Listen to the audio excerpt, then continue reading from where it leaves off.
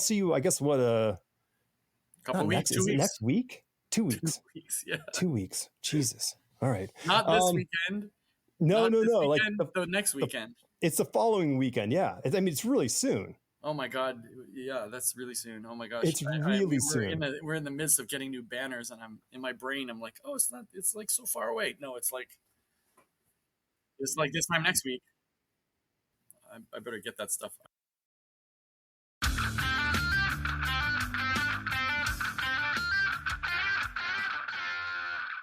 Hey, welcome.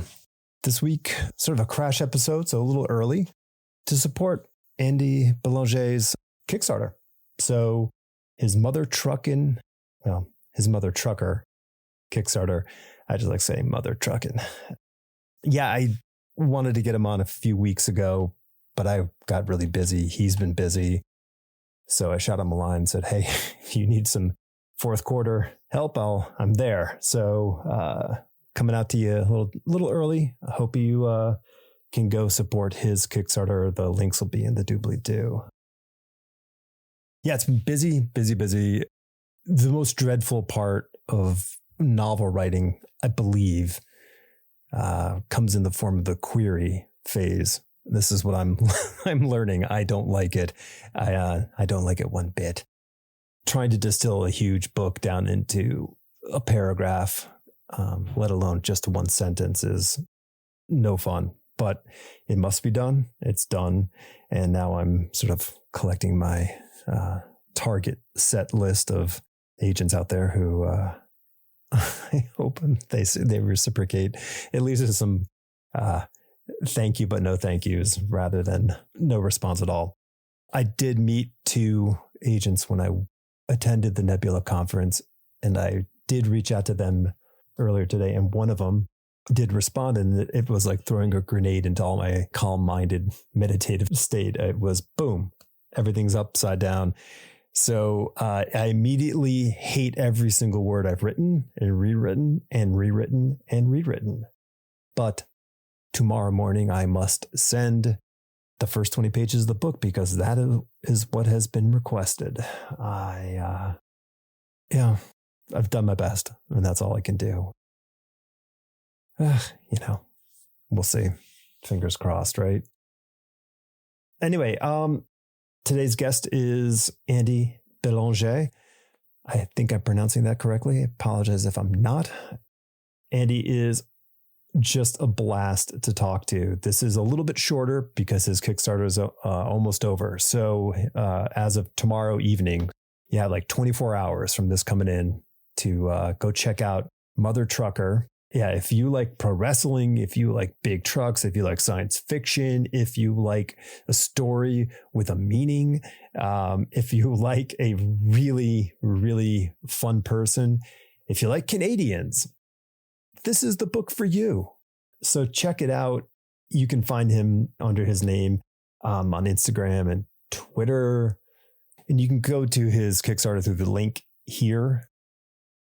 Yeah, it's a great talk. And this is part 1. We'll do a part 2 because there's just so much more we could talk about, and we will. All right. I hope you enjoy it. We're in a similar situation where we're like, Carl and I need way more product all the time. And the only way we get more product is if we actually are drawing the product and making the product. So we need someone to actually do all the media stuff and the Kickstarter stuff so that we can actually get back to working, so that we can make a better business of this. Because like even Lady Death, like with Polito, he's putting out 4 or 5 Kickstarters a year, and probably 2 or 3 of those are Lady Death. And then, 1 or 2 is Hell Witch. And then 1 is the La Muerta thing.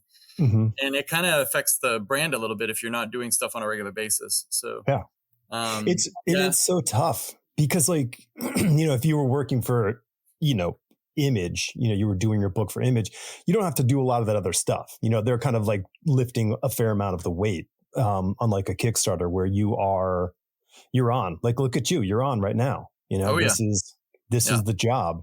And totally. And it's like, it's lovely and horrible at the same time. Yeah, this is now my I guess 5th. Okay. So I've done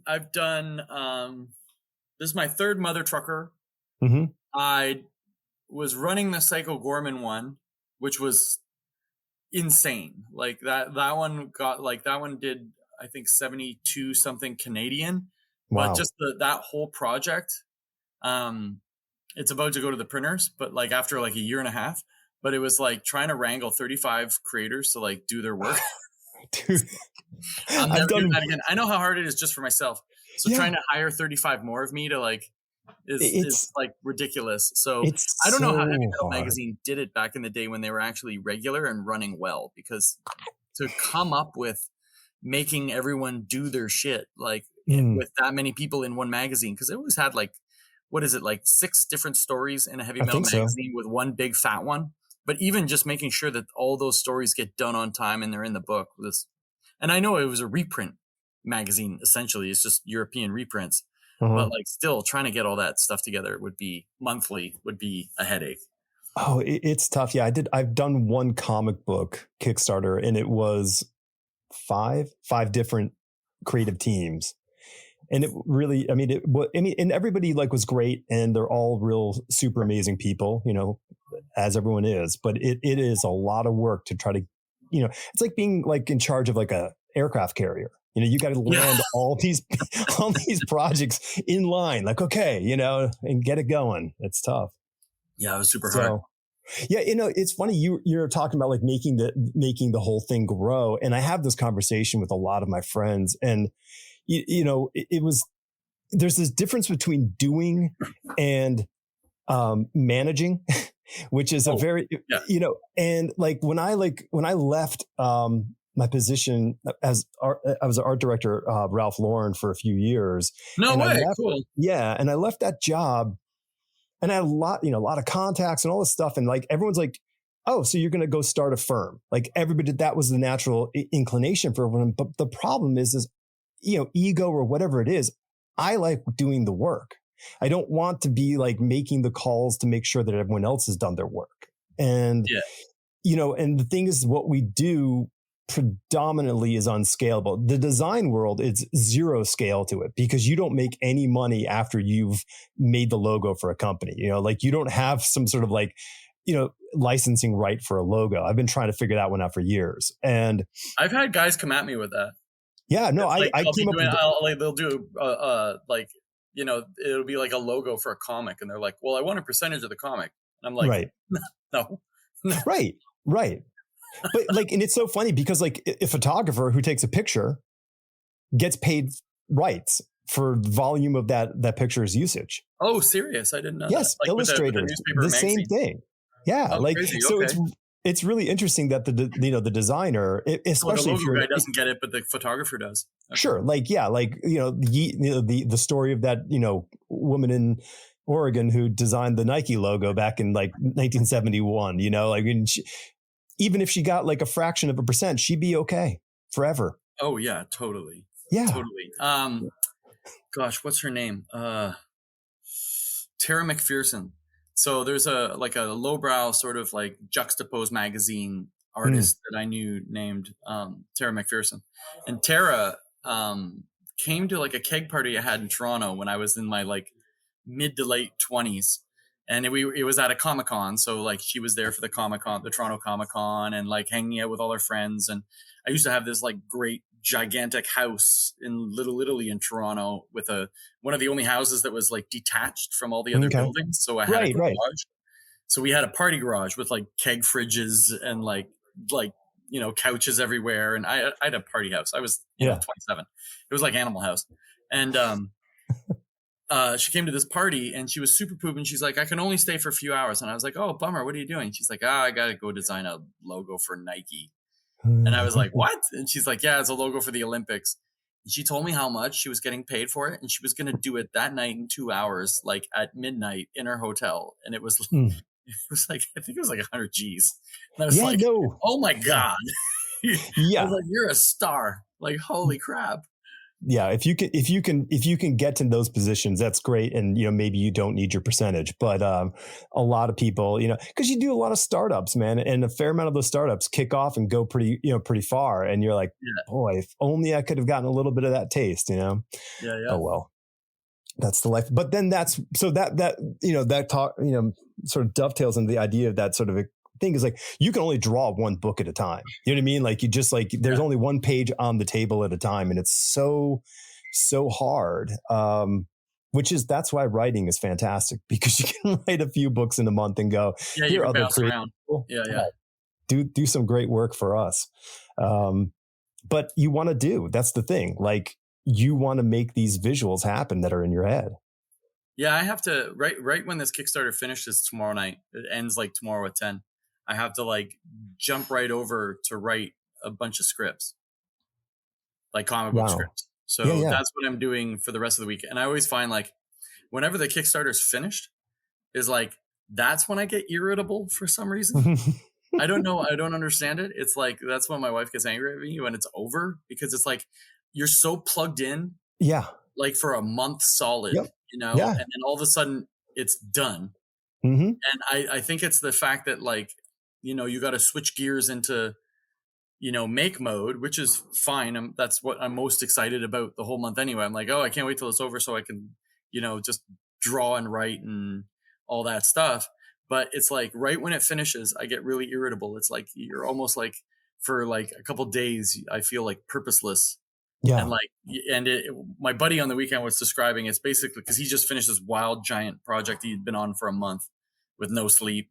And he was like, what happens is you get really irritable after these projects because the adrenaline is basically like coming out of your system. The dump. You get an adrenaline dump. Adrenaline dump. And like that adrenaline dump always makes me feel like super irritable. Like when you're on a Kickstarter, you're always worried about all these spinning plates, and then the plates are gone. You don't need to worry about it, but you're still like being like, shouldn't there be something I'm doing? Well, yeah, you got a fire hose and you're running around looking, where do I spray this? Like something has to be burning. Yeah. It's like, I mean, like when I was a kid, I remember maybe you did this too, but like if something like, oh, your knee hurt or whatever, you'd start like, I would like punch my thigh. So like my knee wouldn't bother me, That's like, a wrestling thing. Yeah. Oh, okay. Yeah. So it's like, it's just that kind of thing. And so like, that's what it is, man. You're like that for a whole month, like your knee's been hurting you, but you've been being, you're getting punched in the thigh the whole time. You can't feel it. And now it's over. Yeah. It's like if you have like a pain in one spot, but then something else happens and you get it in the other spot, it somehow cancels it out. It does. Yeah, this is, that's, 8-year-old science for me, but I'm still holding on to that one, after another 50 years tacked on, Yeah. It's crazy. So, the book looks great, dude. The artwork is it's outstanding. Thank you. Yeah. I put everything into this comic. Yeah. It all goes in. It's pretty bananas. It's so funny because it was like right when COVID was starting, I started to feel like, in a lot of ways, like Mother Trucker was the first book I ever did.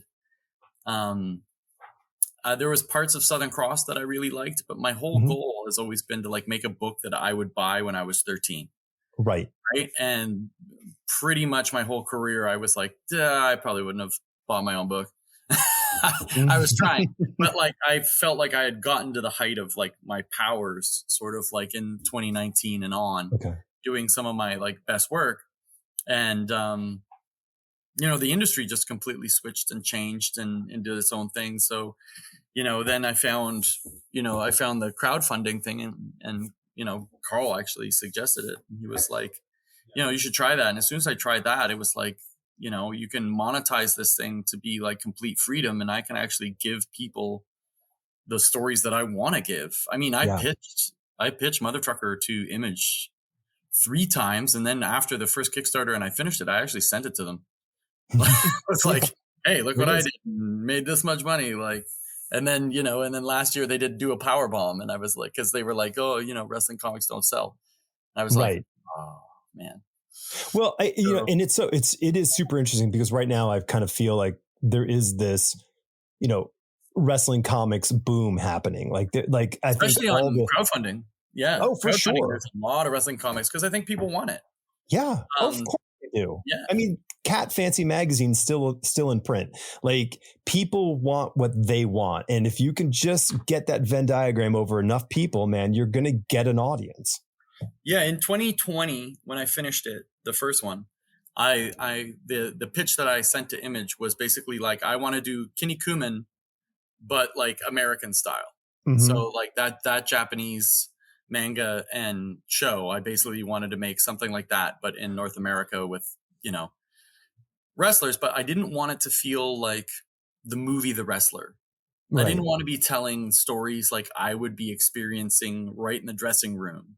I wanted to Mm-hmm. mix it with like science fiction and, 80s nostalgia and the, Sure. trucks Yeah, the and color scheme of the 80s is yeah, just like spray painted over everything. yeah. So that's what I told my colorist Tato. I was basically like, Tato, I want this thing to look like it came out from Image, like when Image started with like Spawn Right. and Youngblood and all that. I want it to be the most bombastic looking crazy thing ever, as far as color goes. And he's Yeah. nailed it.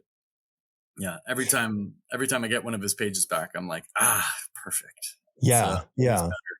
Well, I better. mean, it fits the motif, like, the hook, the art motif together in that color all just kind of blend in that harmony.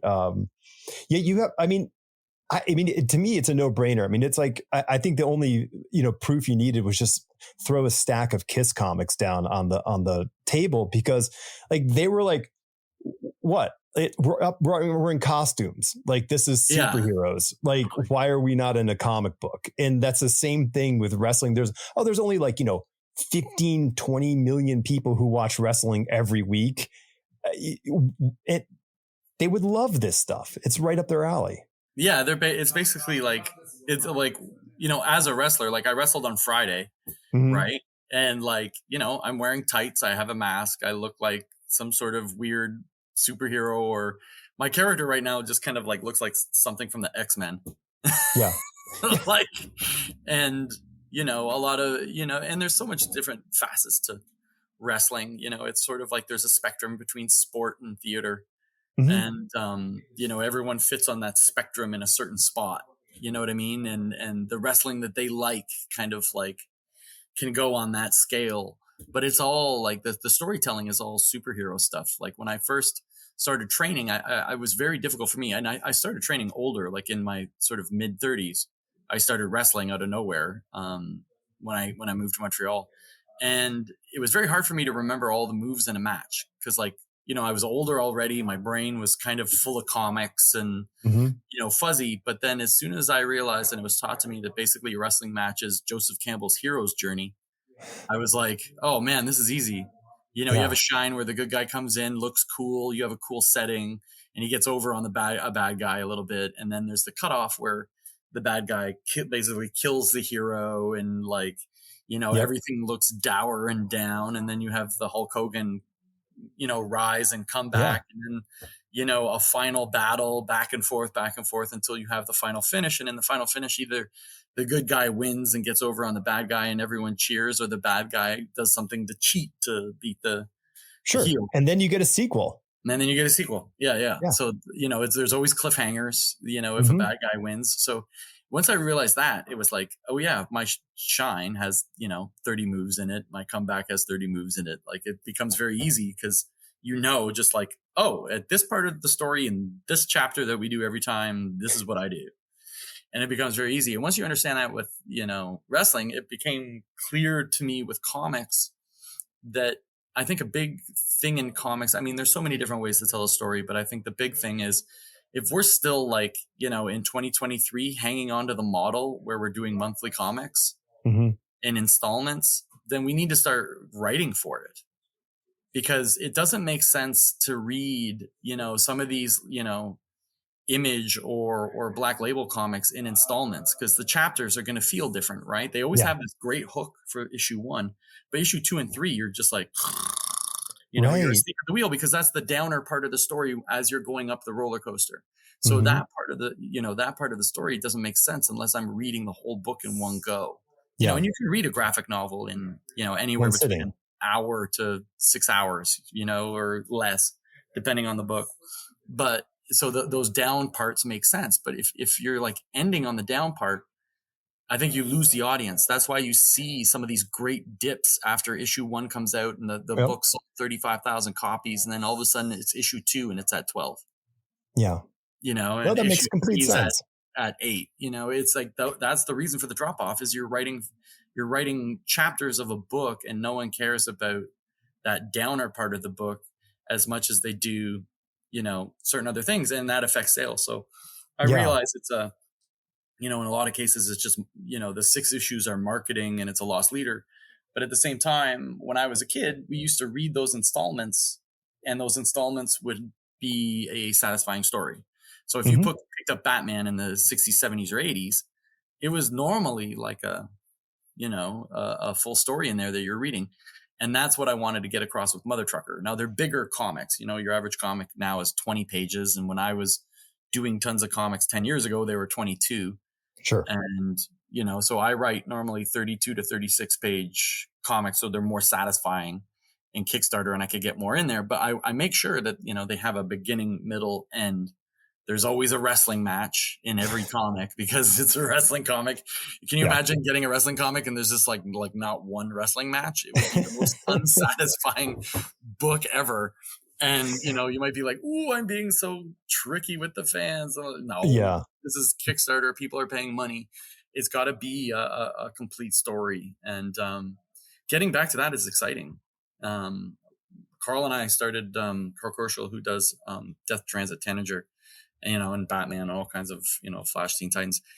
We got back into collecting comics again, like going to the store and getting old X-Men from Claremont, and, all kinds of old stuff. I started recollecting all of Larry Hama's G.I. Joe again. Dude. And I'm pretty sure I even have most of these comics like hidden somewhere, but we're just getting them again, They're in that garage. Studio. Yeah. Going forth in the studio, like, oh, look at this cover. Oh, look at like this story is really crazy. Like this is a great one I just picked up where Wolverine's on the cover, like slashing down, and it like slashes. Oh yeah, that's John Romita Jr.'s that issue. Yeah, of course. Yeah. And in that issue, it's great. It's just a dream sequence by Rachel, who becomes like Neo Phoenix, and her whole dream is she's being chased and murdered over and over by Wolverine, because they're psychically linked over the battle that she had with the Beyonder before. And at the end of the comic, sure enough, she goes off to her parents' place to like confront them, and her evil side's coming out. And who shows up at the door is like Wolverine. He's like, yeah, your dreams, connected in real life. Here we are. Don't make me kill you. I was like, this is brilliant. All in one comic. It was also one comic, so it had a very satisfying story. Well, the thing was, what these are ongoing storylines. What Chris and other writers were doing, but what they were doing is they were making episodes. Each issue was an episode. Like it had like a mission. Every single one was a mission. Something was happening, and we have to come to a conclusion.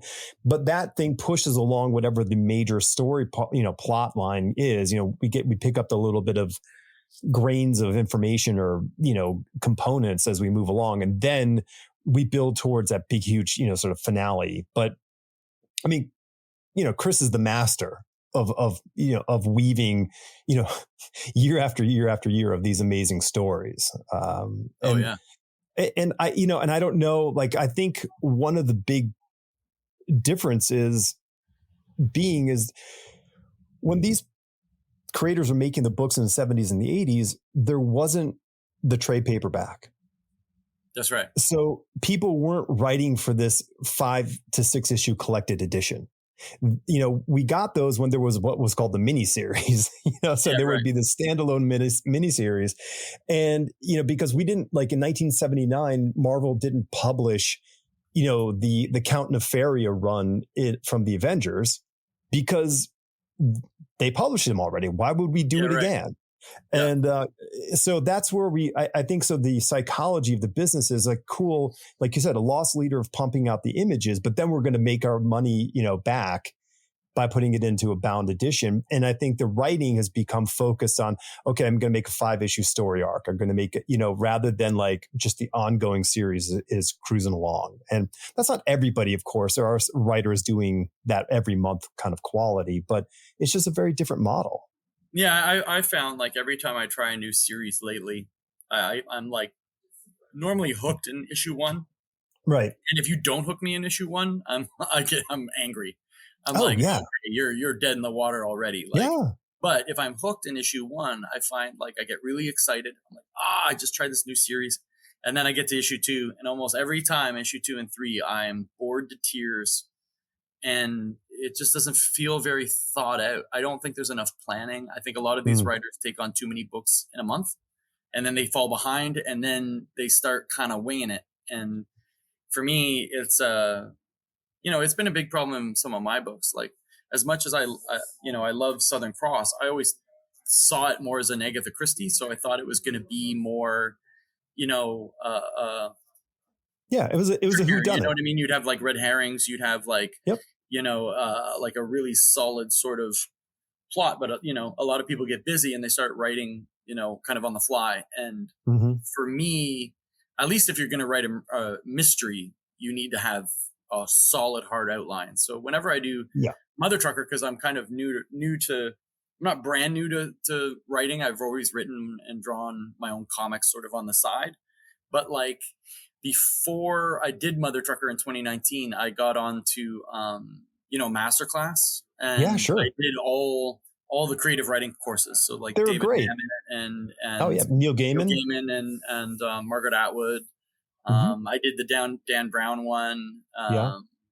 Short chapters. Go for the short chapters. Yeah, I did all of them, all those things. I just got the Alan Moore one like a couple months ago, but I've barely started. I only listened to the first 2, and then all this Kickstarter stuff got busy. Buy that thing individually? Yeah, that one you can buy individually because it's through BBC. But I mean, I think I had the Masterclass like yearly subscription for 3 or 4 years in a row. Right.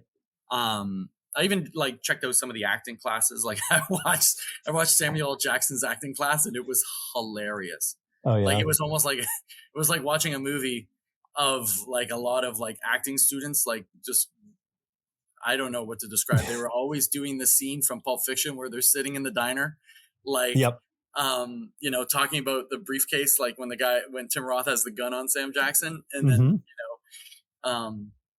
John Travolta runs in. So it would be that scene, but all the acting students would like switch spots. You get to see do the scenes. And it was like, like, I'm not dissing, but it was hilariously bad. Like, everyone's different take was just hilariously bad. And you were kind of like, a lot of comics, there's like a lot of acting that goes into it. Like when I'm drawing the characters, and I always find it's really great to do one last dialogue pass after you finish the art, because sometimes like what I drew, the emotion on the character in that scene is not as powerful as it should be. And I find also that when, you're really pumping out comic work, it's really, the speed involved, you're not always going back into the script.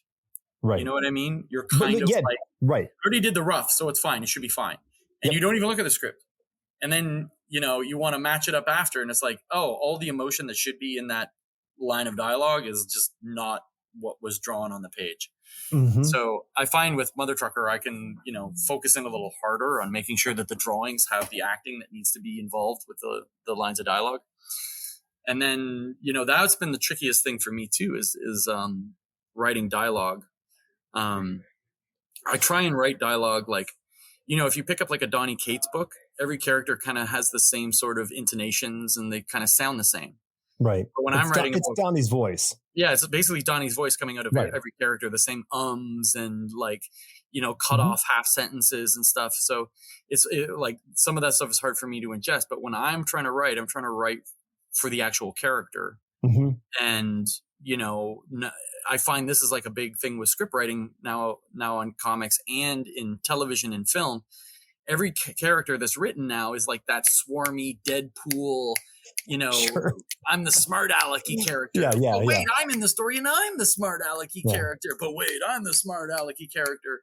And it's just not, I didn't like the smart alecky character like in the 90s when it became like a thing with like Deadpool and different characters where the smart aleck guy was like always there. In the 90s and the 80s, there was only like one smart alecky character. You know what I mean? And then all of a sudden now I watch TV and everyone, like especially Marvel, everyone's the smart alecky character. Right. So it's really difficult to ingest because it sounds annoying.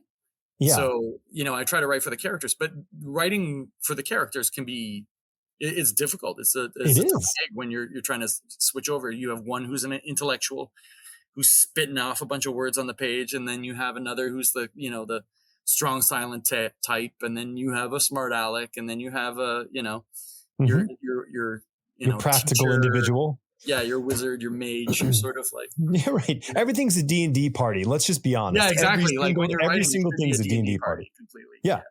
It's just, where are we? Oh, this is Wall Street. Okay. Well, the D&D party's in Wall Street, and that will just cast everyone in that role. Yeah. Also, I try to write with flaws. I try to take every character and like throw flaws on them. Like I feel like Marvel did when it started. Remember when Marvel started, it felt like Marvel characters were just always more accessible than DC characters because they always had there's always one gigantic inherent problem in the personality of every one of those characters. They were relatable. Completely relatable. So the Hulk is just he's a rage machine, and we can all identify with that. Or Spider-Man's a teenager who's actually really awkward and terrible at speaking with girls. And I think that was the big thing with Superman. When people were writing Superman, modern Superman, they don't understand the only thing that makes Superman work is when he's Clark Kent. Right. If you don't have a strong Clark Kent story in your Superman comic, is worthless because he's omnipotent. But when he's trying to hook up with Lois Lane and he has no idea how to be a human or to be social, and the fact that he was on a farm his whole life and probably didn't have any friends, that also helps. He didn't have much of a social life growing up. So take his life on the farm, and he's an alien. You throw him in the middle of a city trying to hook up with a girl that he thinks is cute, and he's awful at it. And then we can all identify with him because he's so bad at it. That was kind of the key to Christopher Reeve. He was so goofy as Clark Kent. He embodied that whole, he took on the willingness to be so uncomfortable and awkward as an actor. So we as the viewer went, oh, okay, it's okay. It's all okay. And we know it's Superman. So we're like, okay, even Superman is not perfect. And that's really cool to know. So if you watch Kill Bill, the last Kill Bill, the second Kill Bill movie, there's a scene where Bill is basically saying, Superman puts on the costume of Clark Kent because that's his commentary on humanity. Humanity's so Superman is such an egotistical dick that he just does that because he thinks this is what they're like. And I was like, that's a real dickhead way of looking at Superman. I think he's legit has no idea. He wants to fit in and he can't. He's not Superman. He's a kid who grew up on a farm in Kansas and finds out and grows into becoming Superman. That's who he is. So his shortcomings as a child are his shortcomings as an adult. He's capable of doing anything physically, but he's in here, he's human, Yeah. It's kind of amazing. When I was a kid, I just couldn't stand the character of Superman. I just didn't like him. But now that I'm older, he's kind of the most interesting one. And he's never treated with this sort of idea, at least that I see in the comics. Hardest character. He's the hardest character to write for, and which to me has always made him the best character because the challenge you have to the writer and the artist have to rise to such a high level to honor that combination. That's what makes him amazing. And that's why we don't have as many amazing Superman stories as we have maybe with Batman, who is a lot easier to kind of dive into, Yeah, and there was that time during DC 52 where they just made every character Batman.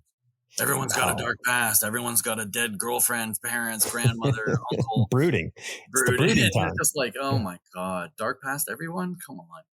Yeah.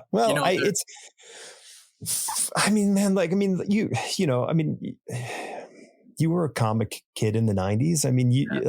Wolverine was in every comic book they could put him in. And that was intentional, because they only had one. We got to put him everywhere, Yeah. But he was cool. And but it was mysterious past. Just no idea where I'm from. And once you told everyone his past, everyone was like, who cares? We don't like him anymore. It was funny, because I was penciling in the 90s, and I remember having conversations, with the editorial group in the X office, and They would talk about him, like his past and who he was, but like they're like, we're not putting this out there because the value of it, they knew that was who he was. But You gotta hang ultimately, on to like that. ultimately the fans who want to know end up working in the companies, and then they're like, let's tell everybody, Yeah, you gotta hang on to those things that made it work. Mm-hmm. Um, Everyone wants to like throw in a backstory, like Rob Zombie. Let's throw in Michael Myers' backstory. Well, you just killed it. He's not interesting anymore. You know what I Right. mean? It's like, why are you trying to create pathos for And Michael sympathy, Myers? Like, you shouldn't have sympathy for that character. You should be absolutely like, not. he is so scary because he is so unknown. Yeah, Like, he's like a shark. He's like Jaws. Like, yeah, yeah, yeah. totally. Like you don't need a backstory with Jaws. You just know he's in the dark and gonna murder Yeah. you. Like, Right. Right. he's So what, terrifying. yeah, no, yeah, totally. What's your well, yeah, I'm not gonna get that one, but yeah, what's your process with the writing? Like, I mean, if I mean, like in the terms of putting yourself in that role on the key, on the key marquee saying writer, like what is your like, did you have to like sort of contextualize how you approach writing stories? I do it because like I haven't been, most of my life I was the artist. I wasn't the writer. I wanted to really learn to do the writing. So I do full scripts and Mm-hmm. full outlines and I write it all out and I do the work part. Like I've worked for, DC and, a lot of these companies. And sometimes, you work on a thing with, Snyder and it's like a sentence at the top and Mm-hmm. you have to like do the whole page. And then he's going to write the dialogue after because he's got to save time because he's writing so many things. Right. But like, in order for me to get better, I think I need to do the work. You know what I mean? Mm-hmm. So everything I'm doing is in full written out outlines, full scripts. I have an outline for like the first 12 issues or 12 chunks. Yeah. Basically, I have an outline and it's loose. There's Mm-hmm. always things that come up and change. Especially when I'm like, I was workshopping like this comic part 3 just like on Friday with someone with my wife, and she was like, you have this one part that's like super lazy writing. Thank God for wives. All Yeah, right. yeah, Let's yeah. just say that. She's like, Thank it's God for wives. super super lazy because like I have pieces in the story that have to happen, Uh and I'm huh. like, oh, no problem, like I'll connect the dots, it's gonna be fine. And then you tell someone that and they're like, that's convenient and that's also a little convenient, and now you have a third thing that's just ridiculously unbelievably convenient. And I was like, Mm-hmm. okay. So we had to like you know go through and workshop that, and getting feedback is the most important thing, I think. Oh, for Taking sure. I watched a lot of interviews and read that book by Palahniuk on writing, and Yeah. he's always in writing groups. You know what I mean? He's Yeah. always in these great writing, and and famously like sometimes likes to burn the whole group down by grossing the crap out of them. You know what I mean? With something he's written, and all of a sudden everyone gets offended and doesn't want to hang out with him anymore. Like, And you're kind I don't want to end up on the pages of your next book. I gotta go. Yeah, yeah. So, I find that stuff great. So I think, no matter what, killing your darlings is like the most important thing that you can do as an artist, and never for be sure. attached to the work too much. And like, I want everyone to read it and check it out before I commit to the drawing part. So, as far as the writing goes, what's funny about Mother Trucker is it's like a satire. Like the whole book is about how in North America we're completely complacent with the most horrific violence, and but if we see a naked boob, we lose our minds, Right. Right. right? And that's Yeah. what the No. book's about. Totally. Like literally, something crazy violent happens in Mother Trucker, and then she jumps in to like get in the fight and like tears her shirt off to freak everyone out so she can win the fight. Right. And literally everyone in the comic is like, no, don't show us. Like the ref is throwing up. The guy she's fighting is like, oh no, like Yeah. and that's her like move. But it's what the book's about. It's about censorship, and it's about you go, like I spent a year in Italy. Actually, my wife is a painter, and she goes to school in Italy to Angel Academy, which is a sort of famous school for high realism painting. And when you're over there, like none of these hangups are in Europe. Oh, not like you walk down the street and there's just like gigantic naked statues and no one mhm. blinks an eye or says anything. It's always funny when they hire like Milo Monero to come do something in North America and everyone like loses their mind and he Sure, just sits right. back in Italy making fun of everybody. He's It's a like, oh, pornographer. Yeah. yeah, he's so stuck up. Like, and like even myself and my friends, they see the work I'm doing and they're like, oh, you're just doing these titty books. I'm like, oh, you have to read it. Yeah, right, right, Like, right. it's kind of making fun of it. Like I'm kind of making fun of you. Like, I'm for that exact thing that you just did. Yeah. yeah, like that's the funny part. I'm literally writing to like make fun of your stigma. And, and you just called me on it, like Well, it was funny because my mom was like, I'm gonna put in some money on your Kickstarter, but I want you to know I can't show my friends. right, And I was like, Mom, right. there's no sex in it. Like, Yeah. what's the big deal? Like, you've all had kids. Like, it's, so some of these things are like, that's what I like. I'm kind of like when I write, I enjoy feeling a bit like a jester in a way, if that makes Mhm. sense. Sure. Or No, like, yeah, right. You're or like a pointing at the bad kid. king. Like, I'm always trying to like do something like bad, but not in your face. Like, I like to do it kind of like where I'm a little bit like subtle and tricking you. And I think sometimes being subtle, it just like goes over people's heads. Like they don't get it. Well, it's the curse of comics or the cover. Because we don't judge a book by its cover, but that's what we all do. We just look at this picture and we've got 1,000 words. So now we're taking this 1,000 words and we're making our commentary on it, rather for whatever purpose it is. And I think that's an inherent thing. By the way, I just want to mention and say thank you for the shortest and sweetest Kids in the Hall episode right there when you talked about your mother and your Kickstarter. That was great. Oh, yeah.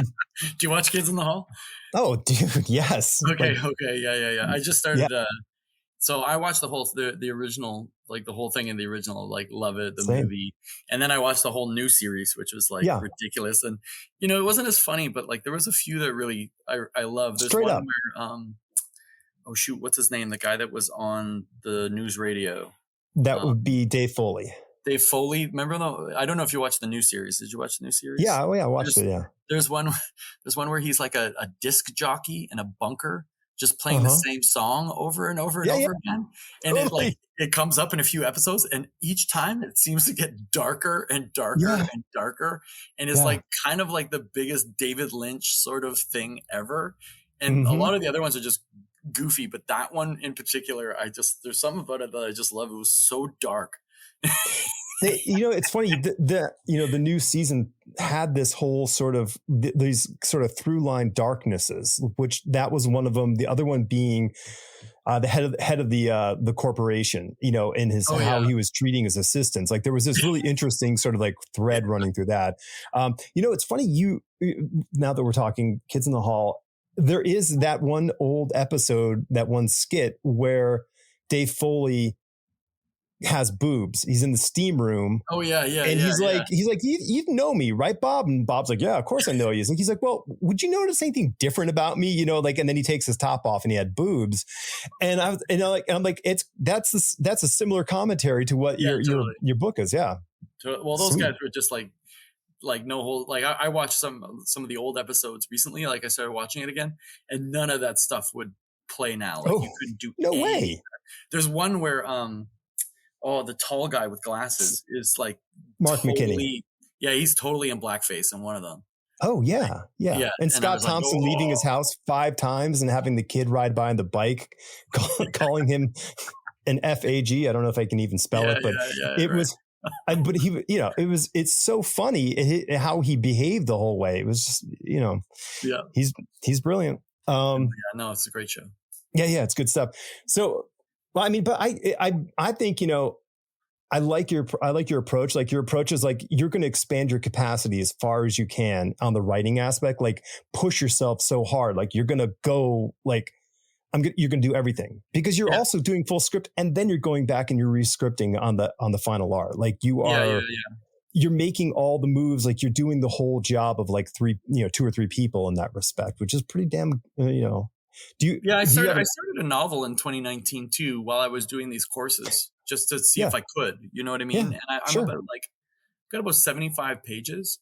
Yeah. And like, I've already had some like classic mistakes where I start writing myself into a corner where I'll be writing and I'll be like, holy, like in the one I'm writing about, it's called the Pontiac. And it's like, it's kind of like about haunted ghost stories that happened to me when I was a kid. And there was like a lot of weird stuff like that. So Hmm. I started writing a book on it. And the one ghost story I'm working on now is like this one summer camp I went to where I like made out with a girl for the first time. And I wrote about that scene, like the first kiss sort of thing. And then, some stuff happens in the story. And then I got right back to writing a scene exactly like it.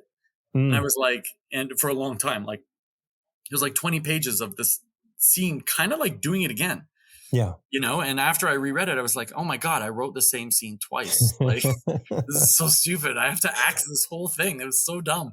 it's not It made sense it's in my not head at the uncommon. time, but like, Yeah. I wrote the similar scene, and that's prose. Like, it's a little different in comics because Yeah. the only way to write comics is you come up with your script, and I have to sit there and chop apart Hmm. each section, bullet point, so I know the real estate I have for the Yeah. pages, right? Like, I know, Yep. okay, I have a fight scene. Well, I want that to be really cool in every comic, so I'm going to give it 6 pages.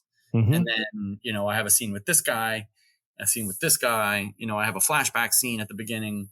So it's like you start divvying up all the pages, and it becomes very formulaic a little bit because, you have to chop it apart, the real estate of the story apart. But when you're writing prose in a novel, it kind of feels like, you're just going, you're Yeah. just going and You going are. and going. And, and a lot of those guys were saying, go get yourself a space.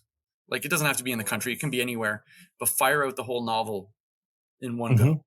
Don't go Right. back, don't edit, just fire the whole thing out. Do it for 2 or 3 months, like, like, smash through a novel and then go back and edit it, or Hmm. you're forever just editing and Yep. rewriting instead of like doing it. And another thing, I was totally guilty of every day when I was writing the novel. I was writing it in Italy when I was there because I was doing a lot of the courses. I reread everything I wrote every Hmm. time, and eventually it got to be like, it'd take me like an hour and a half just to do the read. Right. Like, Yeah. before I started writing, I was there for half an hour or 2 hours just doing the read through, being like, no, I don't like this. No, I Yep. don't like this.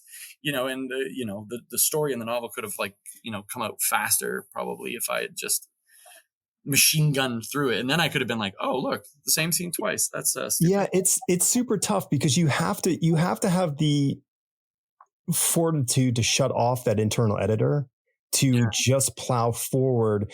And like if you've made an outline, you sort of have sort of landmarks to write to, which does help that process. But you need to not worry about the words that you put down, because drafting is one thing. That's what that's called. You're drafting.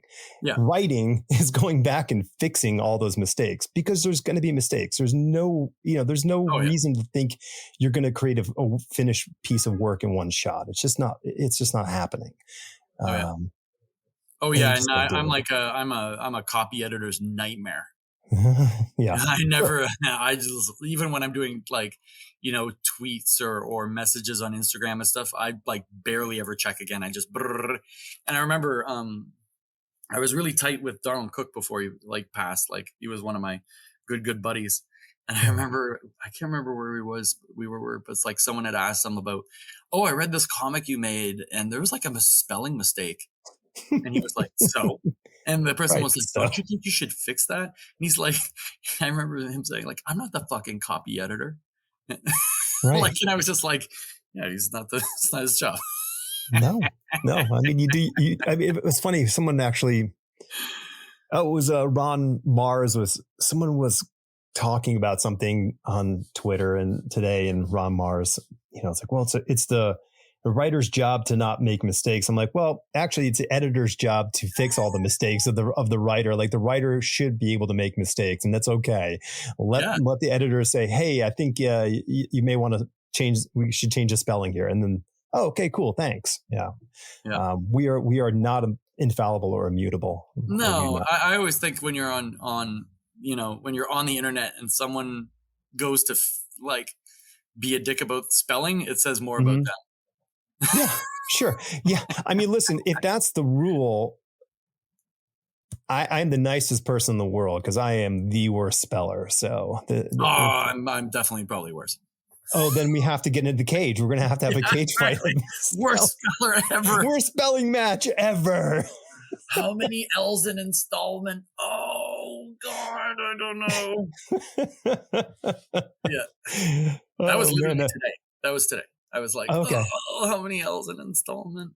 Yeah, I mean, listen, I have the lifetime, license for Pro Writing Aid because I have to run everything I do through that because commas seem to be some sort of like artistic expression in my half rather than, an actual punctuation. That's always the fun part for me is commas. I'll throw them down where I think they go. Right. And then someone else like has to edit them and they're like, do you not know where to put commas? I'm kind of like, kind of? This is kind of. Go ahead and fix it.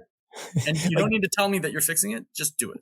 I don't. Right. It's like pulling the person over driving on the wrong side of the road saying, don't you know which side of the road you're supposed to be on?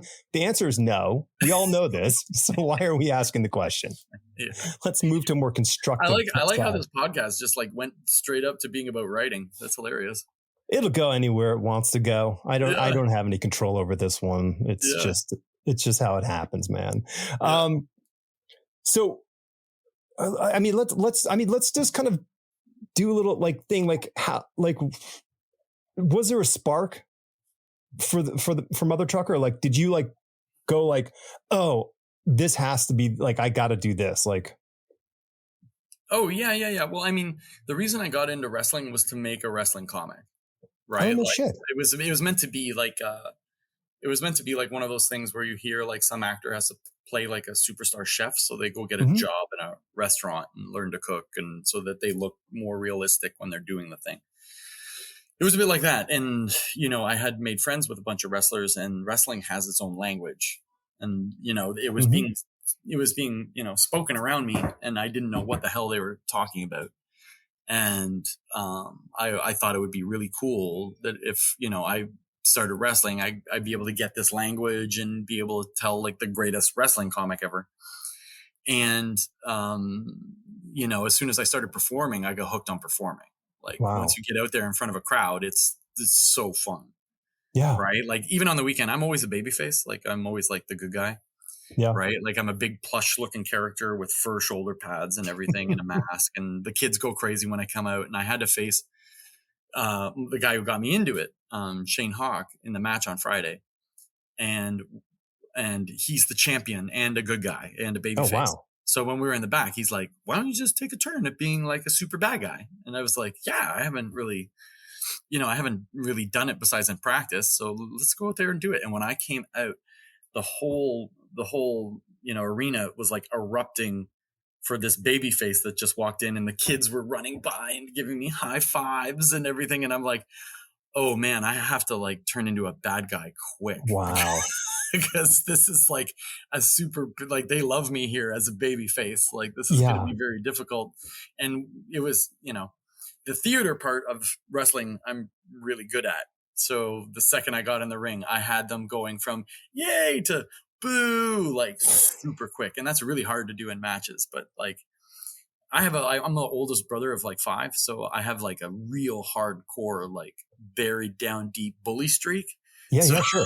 So you just pull the bully out, and it's super easy. He's holding up his belt, and I push him, take his belt, lick it. Right. Like, it's mine. And then all of a sudden everyone's like, boo. And he kind of looked at me and he was like, that took like 15 seconds.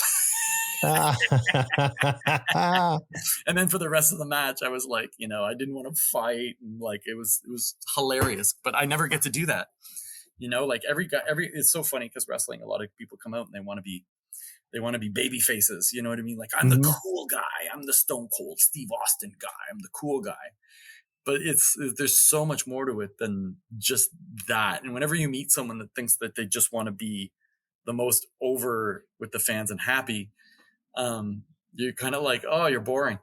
Like the cool ones are always the bad guys who like when they get into wrestling know that being a heel is like super fun. Also the way like being a baby face is fun.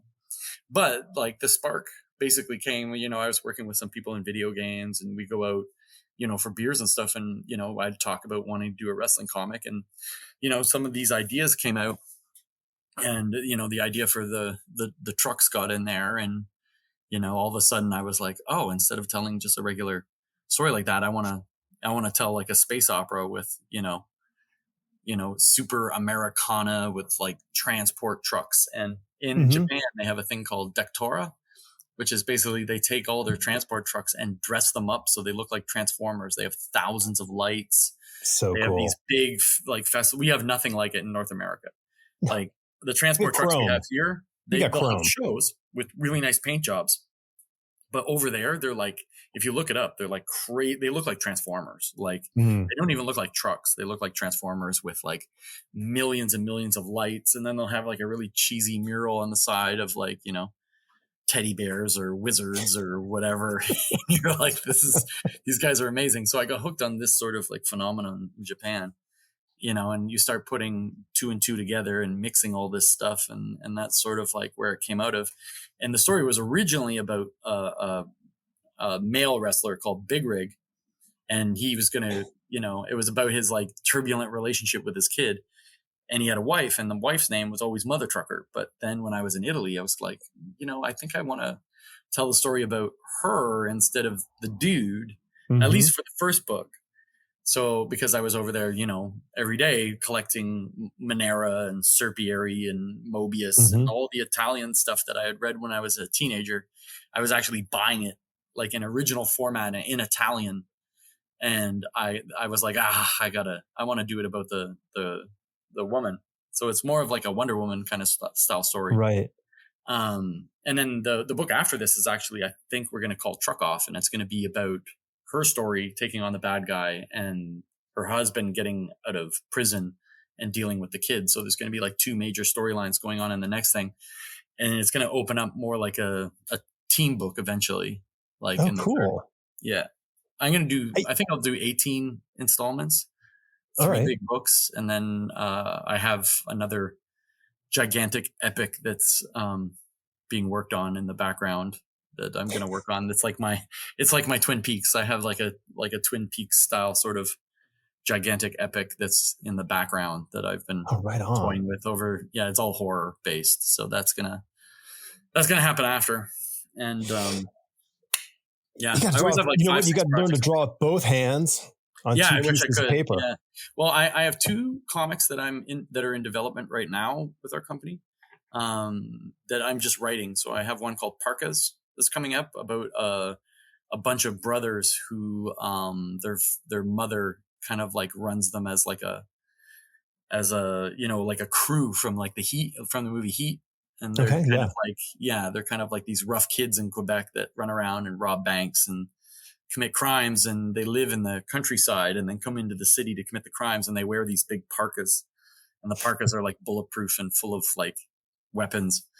And very cool. They wear like lucha masks sometimes, but they basically they like a alien lands on their farm, and the alien is like it gives you like crazy powers, and it acts like a bit of a drug too. Like they get high off it. So it's really, Parkas is a really weird story that I've been working on.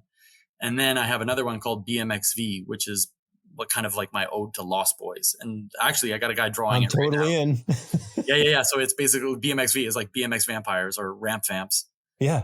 It's like my ode to Lost Boys. So it takes place in Wasaga Beach in Ontario, and it's like there's a main guy who's like a BMX champion, and he falls in love with a girl next door, but she's dying, and he's basically like, do I become champion of BMX on the beach, or do I become a vampire and heal her?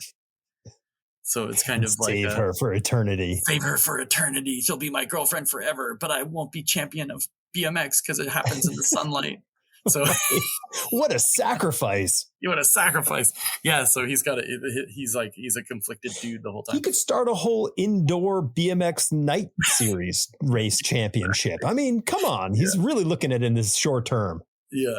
Yeah. So those are the two projects I have on the side that I'm just And writing. are you planning to draw both of those as well along No. or? There are other Okay, artists. good. I already have the two artists working on All it. right, good. Yeah, Good. I'm not gonna write those. But it's just like while you're on one series for this long and like so much work Mhm. goes into it, and it's taken me a long time to get to the point where I could just be in the mother trucker business, Yeah. which I'm doing now, and it took a lot of work. Like, my wife had to like come in and basically, I'm sure you've heard of time blocking. So she had to Yes.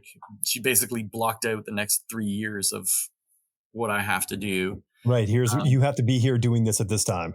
yeah, Yeah. like you have this many pages this month, like, and it's planned to 2.5 years from Mhm. now for everything I Yeah. got to do to get the thing done. And yeah, it's a huge job, but I've only done one book a year so far, and that kind of hurts momentum of everything. So Mhm. we have things we're doing in the company where we want to hire more staff to come in and help, and then I can, instead of doing one a year, do like 3 or 4 a year Mhm. and get the whole series out faster. And then I can get on to the next project I'm going to actually write and draw. So Well, that's the thing is that, we have these, once you give yourself permission to write, the floodgate opens up. oh yeah, And these ideas just they pull right on up to the dock, and they're like, "Hey, I'm here. Let's go for a ride." And you're like, "Oh, I want to hop in that one." And it's just yeah, such a tough thing. And like, so if you're like, like if you're doing what you're doing, which is this writing an art thing, then you have like that's a lot of work to get the thing done. Or if you're writing a book, you can't write a second book at the same time. You have to finish that first book to move to the second book, and nothing. And it's so tough. So like you have to like do what you're saying. You have to make these times like for me, I use the Pomodoro method where I write for 25 minutes, get 5 minutes to quickly check my email or whatever it is, fire off a bad tweet, and then back into it. And I do that to get out X amount of thousand words, a day just to get the job done. yeah, And right. if you don't do that, or at least I don't do it that way, I don't get it done. And Yeah, this was the then, first time where my wife was like, "You can't draw during the Kickstarter. Like, you can't be trying to do other projects during your Kickstarter. You have to just mhm, focus on the Kickstarter because you really don't get much done when you're on a Kickstarter. So why don't you just like literally not do it? Don't pressure yourself and just focus on the Kickstarter stuff." So every time listen, there's a Kickstarter that's for something that I'm doing personally, I can only like commit to like a few drawings that month. I have to right. focus completely on the Kickstarter. And then so Wednesday, like this is finished tomorrow night at 10. Wednesday morning is basically like I go into the lab, and Mhm. I won't be coming out until I have a copy of Mother Trucker and a few other projects like finished, which is exciting. Are you coming? Oh, yeah. Are you down to Heroes or? Oh yeah, I'm coming to Heroes. Okay, good. Are All you right, going to good. Heroes? Yeah, yeah, of course. I live an hour and a half away. Okay, so So, Heroes is going to be wild. oh, dude, it's Everyone's coming. unbelievable. All my friends are coming. Everybody, All my like friends are coming. Like all everybody. my friends from Canada are coming. Like Eric Vetter and Carl staying with me. Mike Cho's coming. Like our area too is like all my best friends. Yeah, It's gonna that's be nuts. awesome. I think it's gonna get drinky. Like It's going to get messy. it's I gonna get think it's going to get messy. messy. It's like if you are attending Heroes, if you're listening to this and you haven't already, hit up Andy's Kickstarter, which we should talk about immediately, Yeah. and you happen to be going to Heroes, you might not really want to get there early on Saturday and Sunday because there probably won't be a lot of people sitting at their tables. Yeah, no, it's gonna get funny. Yeah, for sure. It's gonna get nuts. I can't wait to meet Carl because I've been a big fan of his work for a while. So Oh, good. it'll be good to say hi. Yeah. All right, talk about the Kickstarter because you Yeah. know So we finished tomorrow night, and it's the third chapter. So Mother Trucker 3, the third installment, and it's sort of like my Empire Strikes Back. This is like when things get really dark for Mother Trucker. And this one's really fun because while I was writing it, is probably I think the best thing I've written, and it has way more characters in it than the other ones. So the first one felt very like slimmed down. You're just with Mother Hmm. Trucker, and you're seeing a window into the world, and you're starting to do stuff, and she gets into a match. And the second one, I opened it up to some more background characters. But now in the third one, I have enough characters that I can actually run a few little sideline stories that are in it that are really exciting. And it's super cool. That some of the dialogue I was writing for one of the scenes, I'm really excited about. There's a fight between her and her mentor character that's going to be really exciting, and it was fun for me to write. It was like personal, so that's how I know that scene has some real juice to it. Yeah. And then as far as I have two backups, both drawn by Al Gofa, who did the Kickstarter with us for Orc Gym. Hmm. And Al is a really awesome artist, and he put out a couple of really great anthologies on Kickstarter, Cry Punch and Dagger, which are brilliant Yeah. Right. books with some really avant-garde comic creators that I think Hmm. I need more exposure. So I'd like to work more with those guys. And written by Andrew Stott, Shane Hawk, the guy I wrestled on Friday, who wrote all of my WWE Boom Studios backup stories. He's a phenomenal writer. He's always like he Cool. runs IWS with PCP Crazy Manny, and he writes all Yeah. the storylines. So he's ever since I knew him, he was really great at writing. And then Mark Blozel, who is the guy who runs C4, which is a gigantic show in Ottawa, is also a screenwriter. And I was like, hey, you have this amazing knowledge of wrestling. Why don't you come in and write one of the 4-page backups? So I have 2 4-page backups in this comic that are really cool, Sweet. that are about the bad guys. So that's going to be really neat. And they're kind of tagged onto stories that happen in real life to Shawn Michaels and Ric Flair. So it's kind of, it was really exciting. Oh, very cool. Hoping people can like pull that out, those Easter eggs. And then, as the Kickstarter was going, we were unlocking like crazy stretch goals. And, when I got Lady Death for the first time, it always comes with extra stuff. And I got to really thinking, like, in the 80s, what were those cool extra things that you would get with comics or cereal or whatever? And this one has the best. Like every $1,000 past 20. Sorry, something hit me in the throat. Every $1,000 past 20, you got a new trading card. So there's a trading card set of all the characters.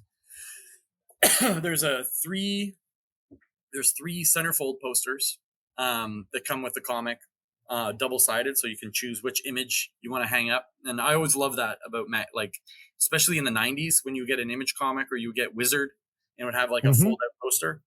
Oh, yeah, that was so cool. It comes with patches. Sweet. It comes with like 3 new stickers. I'm really pumped about these stickers that I'm going to do.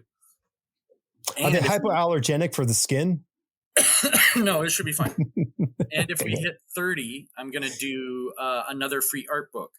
So I don't know if you remember, but like kind of like in the 90s and the sort of like the early aughts, our big thing was running around to Comic-Cons and collecting all the sketchbooks that artists had.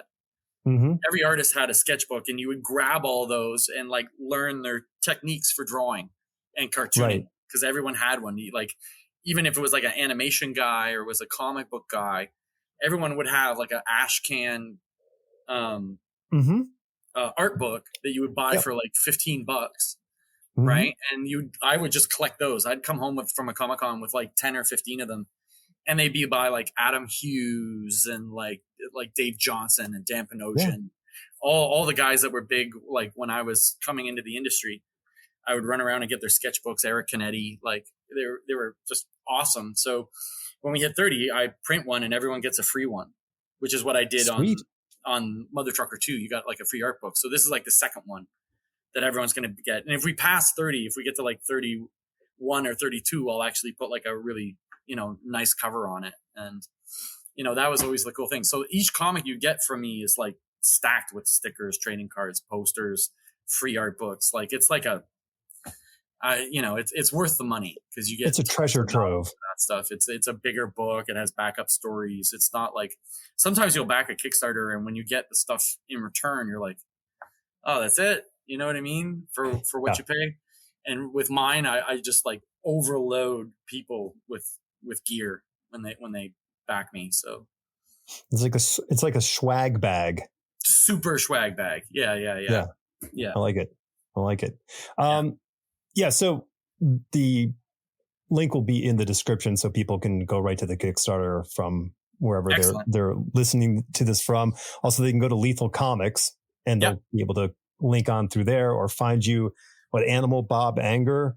So all of my social media is Andy Belanger on Instagram. But like when you type that in, you'll see a picture of me in my wrestling mask as Animal Bob Anger, and that's what you want to click on. Yeah. Okay. And you can also find us on lethalcomics.com. Yeah, which is easy to find. And I'll have the link to that and and your social media in the description. Yeah. So making it easy, and it'll be in the, on the Twitter and all that stuff. So, it's exciting, man. I mean, it's fun stuff. It's what's really great to hear is when you say something like, I'm in the mother trucker business. Like, you know what I mean? Like this isn't sort of like stumble into it. Like this is something that you wanted to do, you planned, and you've really made the work and the effort and the sacrifices to get to this point. And you're literally on that road, which is great. Yeah. The planning and sacrifices that go into just making this my job is a lot wilder than people think. That's why the last two books, take so long to come out. Mm-hmm. Because I tried so many things, and with business, you're trying all these things to see what works, what doesn't. And at the end of the day, the most important thing is for me really just to be in the mother trucker business. Like, blast. I can try, doing other things where we, put out anthologies or all this stuff to try and, rising tides lift all boats. But at the end of the day, you just need to be every day pumping out one series. Mm-hmm. And for me, like my favorite artists, for the most part, were like on one series for most of their life. Like whether it's a Tomo or the guy that does Berserk, or a lot of these guys, they'll stick to one series, and that's what I love. Every time I was reading a comic book series as a kid, if the artist changed, I was done. It was really hard, because I would always be so focused on what the artwork looked like for the story. Even though I would love the story, I would really be rather disappointed and go, and, maybe I would have to go hop ship and go find where that artist went and go follow their book. Yeah. And I feel like right now the artist is so expendable on these series that they bounce off after 3. They might bounce off after 3 books. They might bounce off after 6, but it's rare to get an artist to be on a series for more than 6 issues. Yeah. There was no greater thing than having a year at least of some person doing some artwork. It was just Bagley Spider-Man. Like whether you like Bagley or not, you just you pick up every one because it was, what you were going to get, and the quality was pretty good, and the stories were always great. And that like right before I quit reading superhero comics, I went to Heavy Metal Magazine. In my teens, I was just a Bagley guy. I read all of Spider-Man Bagley, no matter what. And at first, I got on it because of Todd McFarlane. I was like, "Oh, Todd McFarlane," and then this new guy came in. I was like, "Oh, he's not as good." And then eventually, I was like, "No, I just want Bagley." Yeah. I mean, listen, like every song from like the bands that we love, we're all like a little hinky when we hear that first new song from the new album, but then we fall in love with it. So totally. We all love Spider-Man, so we're going to love whoever does Spider-Man eventually. Yeah. All right. Well, I'm going to let you get back to it. I'm going to call this part 1. Yeah. And we're going to do part 2, and you're going to school me in wrestling. Yeah. And we'll get a little digging into the artwork side of things and get a little nerdy there. All right. But I want to honor your time because you are wrapping up a Kickstarter. Yeah, I got to go jump over and do a bunch of graphics and updates and all that business. It's a full-time job. Yeah. Well, it was an absolute pleasure, Andy, as usual. Yeah.